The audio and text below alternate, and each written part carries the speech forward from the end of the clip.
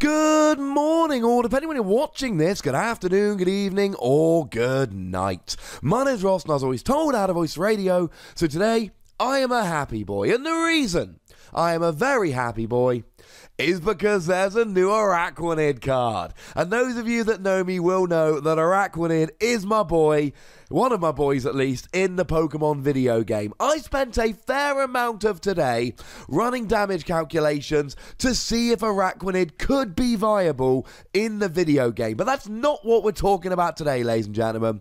We are talking about the new Araquanid card, which is going to be coming out in the upcoming Forbidden Light set in the UK over in May.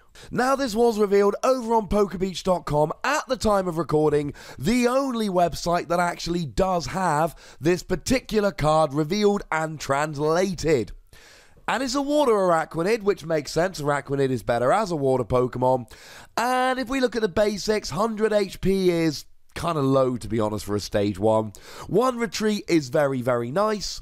Weakness to grass. I'm going to be honest with you. Grass weakness, I've said this before, the biggest threats here would be Tapu Bulu and Golisopod. But the great news is, kind of, that they hit for 120 anyway, so weakness or not, you're getting KO'd. What I will say is the Jupider has 60 HP and a weakness to grass, so that does mean that in theory it could be donked by a Pheromosa if anybody ever gets round to playing Pheromosa, which I'm not sure they're going to.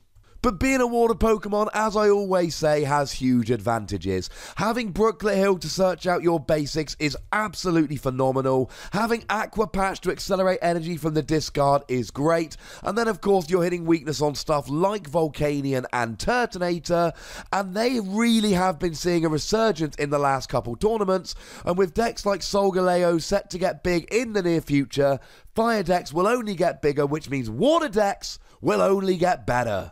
Now, the first attack here is Bubble. You might remember Bubble from the old Froakie, because we've all played with or against Greninja decks where we won or lost because ourselves or our opponents flipped many heads in a row. I've told the story in my videos before about the game I won with Greninja by flipping 7 heads on Bubble in a row. That's a true story. I did not deserve to win that game. I do feel bad about myself. The good news here is that it's not just flip a coin if heads they're paralyzed, but you're doing 30 damage as well. And that is actually not terribly bad. So you whack a choice band on that bad boy and all of a sudden you're hitting 60 damage.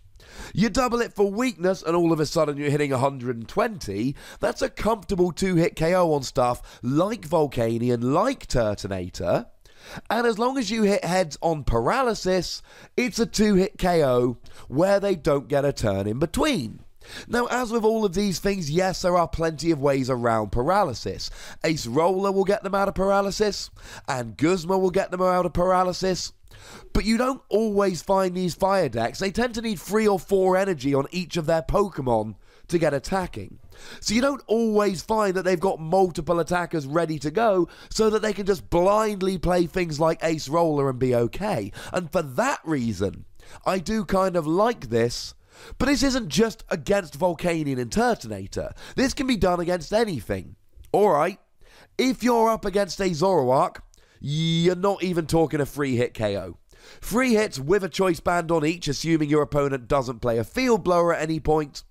That would then be 180 damage, which isn't enough. That's not a KO. Not to mention, of course, that your pitiful 100 HP does mean that Zoroark will KO you right back. This is an attack where you've got to pick your moment, ladies and gentlemen.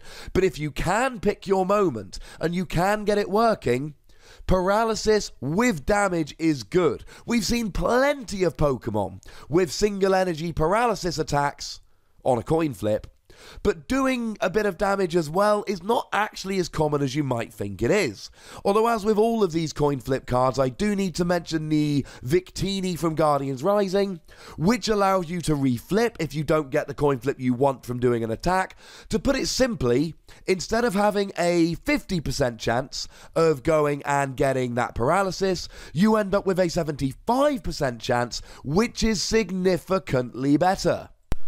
The price you have to pay here is having a stage 1. Having a stage 1 with this attack is so much less convenient than a basic. One of the reasons why Froakie was so good is because it was a single energy basic Pokemon that could just use Bubble and off you go. It's not quite as simple with Araquanid, but it's still alright.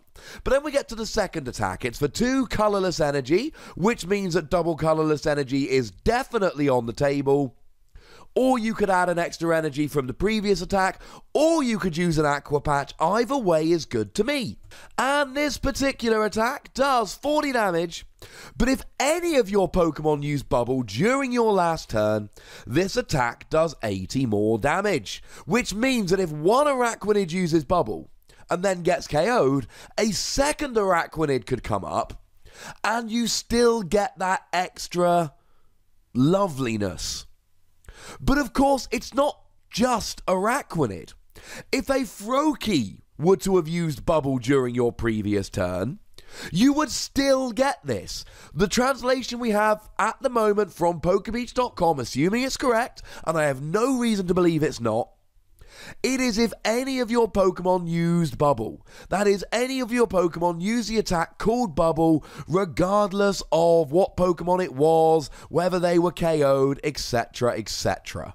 And 120 for a double colourless energy is really nice. I mean, if we take Silvally, for instance, then we're talking 120 on a stage 1 Pokemon, but it's for 3 energy rather than 2, although it does accelerate an energy to your bench, so it is a slightly better attack.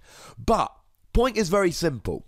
This is a useful attack. The thing that makes me really sad, 120 is not quite enough. We've talked in previous videos about how there's a whole bunch of Pokemon who have 130 HP, which means they avoid these 120 attacks. Think something like Greninja, for instance. But even then, if you start hitting a GX with a choice band, it's only 150. Now, for fighting Pokemon that do 120, you add a strong energy, and then you're doing 140 and KOing the non-GX, and then you add a choice band, you're doing 170 and KOing stuff like Tapu Lele. Water Pokemon don't have that, ladies and gentlemen, which makes 120 a lot more underwhelming. But here's the thing. You do have Bubble. So assuming you hit heads on Bubble and Victini gives you a 75% chance, and assuming that your opponent does not have something like an Ace Roller to get around it, Bubble does 30, and then Bubble Trap comes in, does 120, 150 in total. But let's say you had a choice band on one of those attacks. Well, now you're hitting 180 in total. That's enough to get something like a Tapu Lele. And now let's assume that you had choice band on both of your attacks, and now all of a sudden you're hitting for 210, and I've made this point in a number of videos, 210 is the number in the Pokemon trading card game at the moment.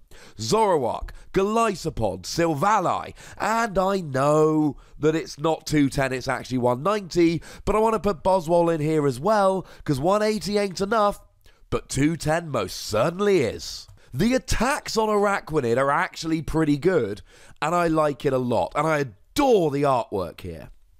But what I don't like is how brittle it is, how easily KO'd it is. That's my issue. 100 HP is low. In theory, using Bubble to do 30 while paralysing, then bringing in Bubble Trap to do 120 could be a good 2-hit KO, but a 2-hit KO with paralysis in between. That sounds alright by me, ladies and gentlemen. But if your opponent has an Ace Roller, has a Guzma, etc., they're probably going to have something that can KO you, because it's really easy to KO you. It's sad, but it's true, and there is naught we can do about it. Hey ho. Either way, I do like this card quite a bit. I'm going to give it a nice, solid, ordinary, everyday, run-of-the-mill, garden variety, free Wassies. I don't think it's an amazing card, but we've all been there. We've all been there with Froakie and Bubble. Now you bring me a Pokemon that can do Bubble while doing damage and then has a decent follow-up attack.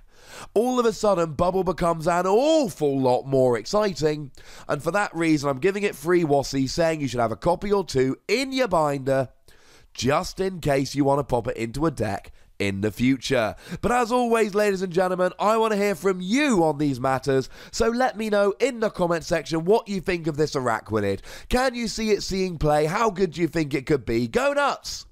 Be nice. Make sure you like this video, subscribe to this channel, follow me on Twitter at the Wossy, and Twitch for some live action at twitch.tv/PTCGRadio.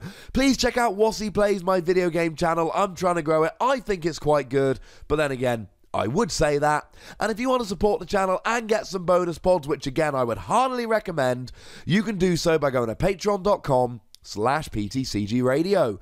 But by far the most important thing, as always, is to look after yourselves until next time. Thank you very much for watching. My name is Ross, and you've been watching PTCG Radio.